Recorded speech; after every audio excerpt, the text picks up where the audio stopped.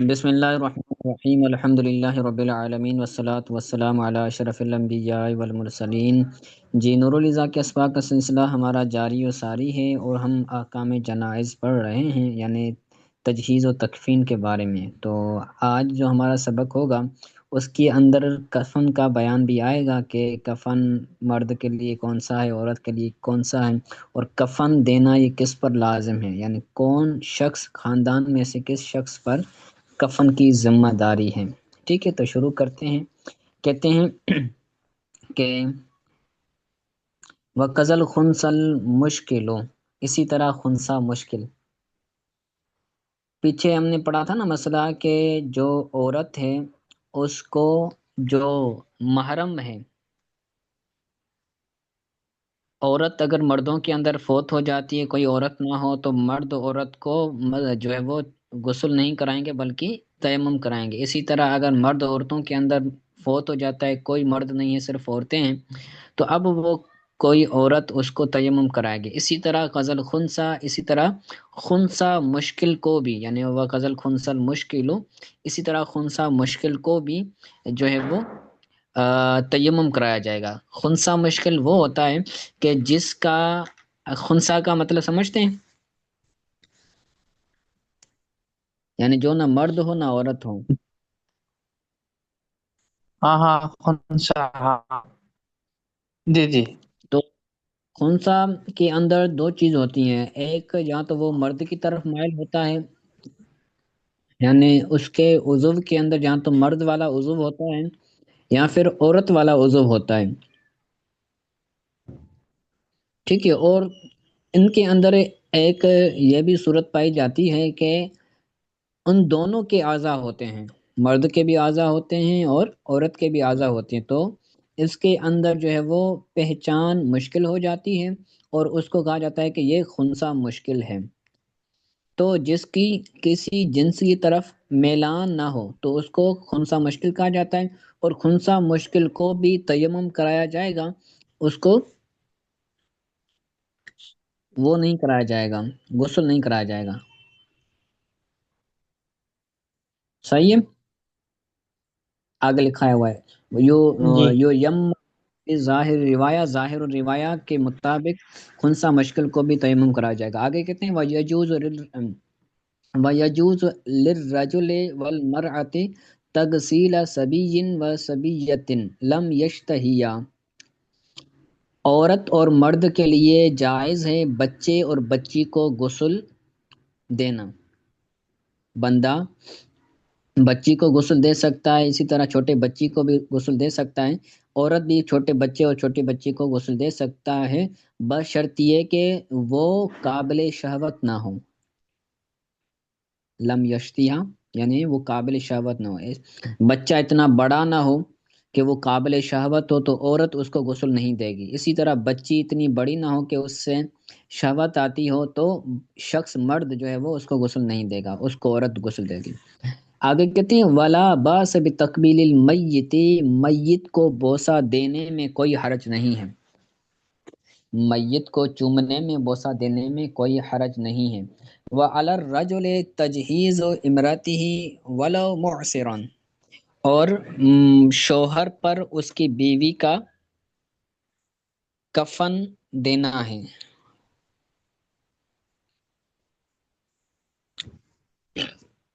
شوہر پر اس کی بیوی کو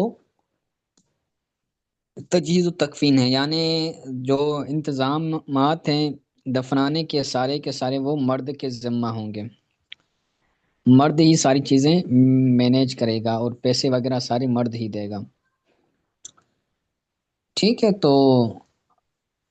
ولو مرسلن، اگرچہ وہ تنگ دست و فی الاصح، ایسا قول کے مطابق، ومن لا مال له فکفنہ علی من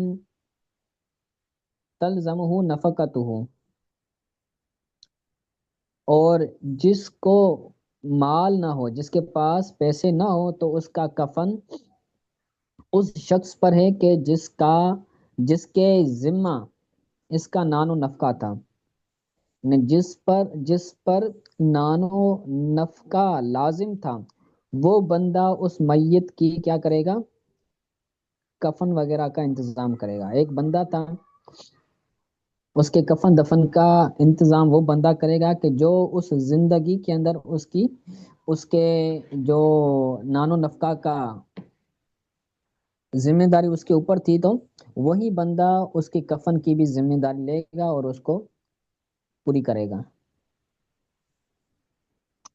علم یوجد من تجب علیہ نفقتہ، اگر وہ بندہ نہ ہو جس پر نفقہ واجب ہے، ففل بیت المال، تو اب بیت المال میں سے اس کو کفن دیا جائے گا، یعنی پیسے لے کر بیت المال سے پھر دیا جائے گا. وَإِلَّمْ يُؤْتَ عِجْزًا أَوْ ظُلْمًا، اگر بیت المال سے بھی عجز کی وجہ سے یا ظلمن نہ دیا جائے، اگر نہ دیا جائے کفن عجز کے طور پر یا پھر ظلمن بیت المال سے، یعنی بیت المال کے اندر پیسے ہی نہ ہو کہ ان پیسوں میں سے اس کو کفن وغیرہ لے کر دے دیں،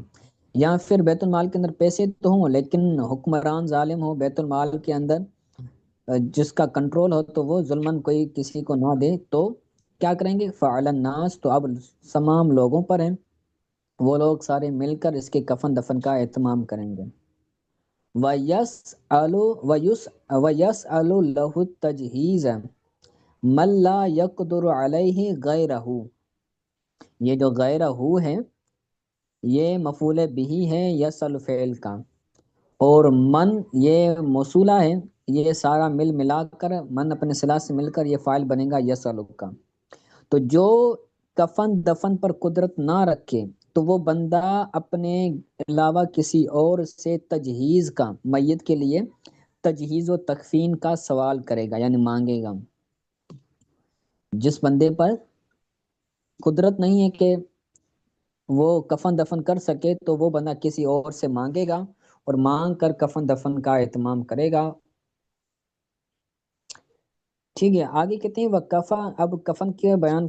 کر رہے ہیں. کہتے ہیں وکفن الرجل سنتن قمیص و ازار و لفافتن، مرد کا سنت کفن ایک قمیص، ازار اور لفافہ ہے. یہ سوال آتا ہے پیپروں کے اندر کہ مرد کا سنت کفن کیا ہے اور کفن کفایت کیا ہے. تو مرد کا جو کفن سنت ہے وہ قمیص، ازار اور لفافہ ہے. ازار کہتے ہیں شلوار کو، یعنی بنائی جاتی ہے ازار، یہ جیسے زندہ لوگ پہتے ہیں اس طرح کی شلوار نہیں بناتے بلکہ اس کے بنانے کا طریقہ الگ ہوتا ہے.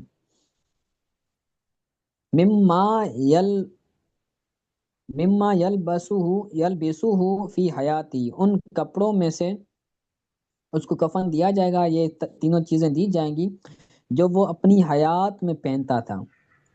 یعنی وہ اگر اپنی زندگی کے اندر کاٹن کی ڈریس پہنتا تھا، اچھے کپڑے پہنتا تھا، تو انہی کپڑوں میں سے، یعنی اسی کیٹیگریز میں سے، اسی کوالٹی میں سے اس کو کفن دیا جائے گا. اگر وہ نارمل کپڑے پہنتا تھا تو اس کو نارمل کپڑے کے کفن دیا جائے گا. ٹھیک ہے، آگے کہتے ہیں وہ کفایتن، کفن سنت ہو چکا، اب کفن کفایت، یعنی جو کفن یعنی کفایت کر جائے. سنت تو وہ ہے نا کہ جو بہتر ہوتا ہے، لیکن بسا اوقات تنگی ہوتی ہے، حالات ایسے ہوتے ہیں، تو کم از کم جو کفن بنے گا اس کو کفن کفایت کہتے ہیں وہ کفایتن ازار و لفافتن، کفن کفایت ازار اور لفافہ ہے، یعنی پھر جو ہے وہ قمیص نہیں دی جائے گی اس کے اندر. وفضل البیاد من القطن، اور سوتی، قطن کہتے ہیں روئی کو، یعنی روئی سے بنے ہوئے سفید کپڑے دینا، سفید کپڑے کا کفن دینا یہ بہترین ہے. افضل یہ ہے کہ روئی سے بنے ہوئے، یعنی روئی سے بنے ہوئے یہ جو ہم پہنتے ہیں تو یہ بھی روئی والے ہی جو ہے وہ کپڑے ہوتے ہیں. جیسے ہم سوتی کہتے ہیں تو سوتی کپڑوں میں سے سفید کفن اس کو دینا یہ افضل ہے.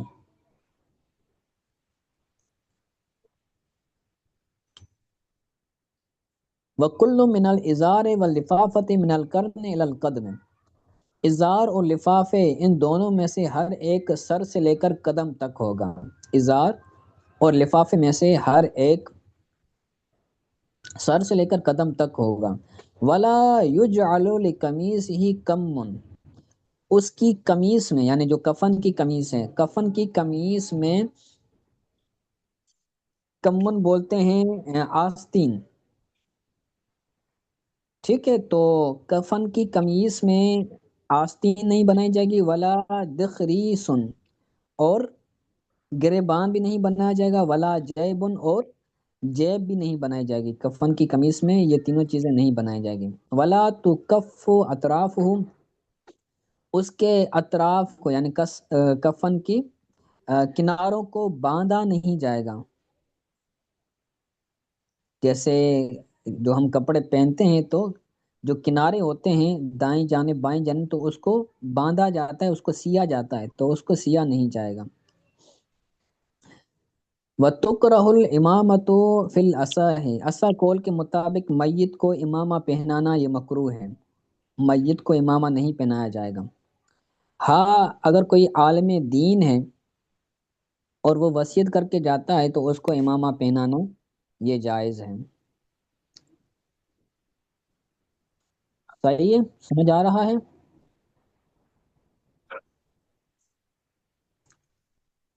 جی جی استاد صاحب۔ آگے آگے کہتے ہیں لف من یسارہ ثم یمینہ، اس کو لپیٹا جائے گا الٹی جانب سے یعنی بائیں جانب سے، پھر دائیں جانب سے اس کو لپیٹا جائے گا، یعنی جو قمیص ہے تو قمیص کے دو کنارے ہیں تو پہلے جو ہے وہ بائیں جانب سے اس کو لپیٹا جائے گا، پھر دائیں جانب سے۔ وَأُقِدَ إِنْ خِیفَ انتشارہ، اگر اس کفن کے کھلنے کا خوف ہو، ان خیفہ خوف ہو، انتشارہ اس کے کھلنے کا، ان خیفہ انتشارہ اگر اس کے کھلنے کا خوف ہو تو گرہ لگائی جائے گی، یعنی باندھا جائے گا، کفن کو باندھا جائے گا، جیسے ہمارے یہاں بھی چہرہ دکھانے کے بعد، میت کا چہرہ دکھانے کے بعد اوپر سے اس کو باندھا جاتا ہے کپڑوں سے، نیچے سے بھی باندھا جاتا ہے پاؤں سے اور اوپر، اور درمیان سے بھی ایک پٹی لگائی جاتی ہے، پھر جب اس کو قبر کے اندر اتارا جاتا ہے تو پھر یہ ساری چیزیں کھول دی جاتی ہیں۔ وَتُزَادُ الْمَرْأَةُ فِي السُّنَّةِ خِمَارًا، اب عورت کے کفن کا بیان کریں گے، عورت کو کفن کون سا دیا جائے، کہتے ہیں وَتُزَادُ الْمَرْأَةُ فِي السُّنَّةِ خِمَارًا، عورت کے سنت کفن میں خمارن ایک دوپٹہ بڑھایا جائے گا، عورت کے سنت کفن کے اندر 5 چیزیں ہیں، مرد کے سنت کفن کے اندر 3 چیزیں ہیں، تو عورت کو سنت کفن کے اندر دوپٹہ بڑھایا جائے گا لوجہہا، اس کے چہرے کو ڈھانپنے کے لیے، اس کے چہرے کو ڈھانپنے کے لیے بڑھایا جائے گا اس دوپٹے کو۔ وخرقتن لربط سدیہا، اس کے اور ایک کپڑا جو ہے وہ بڑھایا جائے گا، خرقتن اس کا عطف خمارن پر ہے،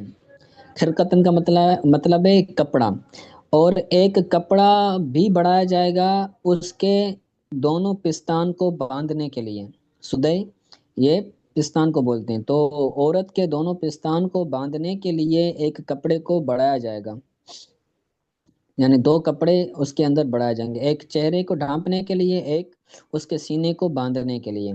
ٹھیک ہے۔ اور کفایت کے اندر کیا کیا جائے گا، وفی الکفایت خمارن، اور کفن کفایت کے اندر عورت کے لیے جو ہے وہ ایک دوپٹے کو بڑھایا جائے گا، ٹھیک ہے۔ کفن کفایت عورت کے لیے 4 ہیں اور مرد کے لیے 2 ہیں، اور کفن سنت مرد کے لیے 3 ہیں اور عورت کے لیے 5 ہیں، ٹھیک ہے۔ تو کفن کفایت کے بارے میں کہہ رہے ہیں کہ وَيُجْعَلُ شَعْرُهُ ضِفِيرَتَيْن، اور اس کے بالوں کی 2 چوٹیاں بنائی جائیں گی، یعنی جب کفن کفایت ہو، کفن کم ہو تو اس کے بالوں کی 2 چوٹیاں بنائی جائیں گی، علی صدرہا، اس کے سینے پر، یعنی اس کے جو سینہ ہے عورت کا، پستان جو ہے اس پر ان کے بالوں کو رکھا جائے گا، فوق القمیص، قمیص کے اوپر، پہلے قمیص پہنائی جائے گی، اس کے اوپر سینے پر جو ہے وہ بالوں کو رکھایا جائے گا، ثم الخمار، پھر جو ہے وہ بالوں کو باندھنے والا جو دوپٹہ تھا وہ اس کے اوپر رکھا جائے گا، بالوں کے اوپر رکھا جائے گا، اور وہ جو خمار ہے وہ تحت لفافت، لفافے کے نیچے ہوگا، یعنی سب سے اوپر، یعنی سب سے اوپر خرقہ ہوگا،